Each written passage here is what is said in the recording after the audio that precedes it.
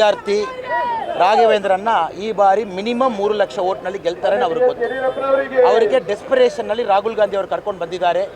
ನಿನ್ನೆ ಏನು ಕಾಮಿಡಿ ಆಯಿತು ನಾವು ನೋಡಿದ್ದೀವಿ. ಟ್ರಾನ್ಸ್ಲೇಷನ್ ಅರ್ಧದಲ್ಲಿ ಚೇಂಜ್ ಮಾಡಿದರು, ಏನೇನೋ ಮಾಡಿದರು. ಅಷ್ಟು ಕಾಂಗ್ರೆಸ್ ಡಿಸ್ಆರ್ಗನೈಸ್ಡ್ ಆಗಿದ್ದಾರೆ.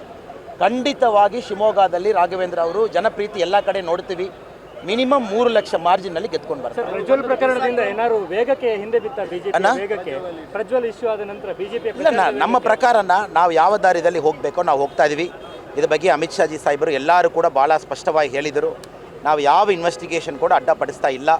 ಜನಕ್ಕೆ ಎಲ್ಲ ಜನರು ಕೂಡ ಗೊತ್ತು. ಇಲ್ಲಿ ಪ್ರಧಾನಮಂತ್ರಿ ಅವ್ರ ಮೆಥಡಾಲಜಿ ಏನು, 10 ವರ್ಷ ಗವರ್ನೆನ್ಸ್ ಏನು ಎಲ್ಲರಿಗೂ ಗೊತ್ತು. ಅದೇ ಸ್ಪೀಡ್ನಲ್ಲಿ ಅದೇ ದಾರಿಯಲ್ಲಿ ಹೋಗ್ತಾ ಇದ್ದೀವಿ. ಇಲ್ಲಿ ಮೇಯ್ನ್ ಭಾಳ ಇಂಪಾರ್ಟೆಂಟು, ಸೌತ್ ಇಂಡಿಯಾಕ್ಕೂ ನಾವು ಟೆಂಪಲ್ ಕಾರಿಡಾರ್ ಮಾಡುವ ಸಮಯ ಬಂದಿತ್ತು. ನಾರ್ದನ್ ಪಾರ್ಟ್ನಲ್ಲಿ ಮೋದಿಜಿ ಅವರು ಭಾಳ ಒಂದು ಶ್ರಮಪಟ್ಟು ಟೆಂಪಲ್ ಕಾರಿಡಾರ್ ಮಾಡಿಕೊಂಡು ಬರ್ತಾ ಇದ್ದಾರೆ. ವಾರಣಾಸಿ ಇರ್ಬೋದು, ಉಜ್ಜಯಿನ್ ಇರ್ಬೋದು, ಅಯೋಧ್ಯ ಸಿಟಿ ಇರ್ಬೋದು. ನಾವು ತಮಿಳುನಾಡು ಪ್ರಚಾರದಲ್ಲಿ ಕೂಡ ಹೇಳಿದ್ದೀವಿ, ತಿರುವಣ್ಣಾಮಲೆಯಲ್ಲಿ ಕಾರಿಡಾರ್ ಮಾಡ್ತೀವಿ. ಇಲ್ಲಿ ನಮ್ಮ ಅಭ್ಯರ್ಥಿಯವರು ಭಾಳ ಕ್ಲಿಯರ್ ಆಗಿದ್ದಾರೆ.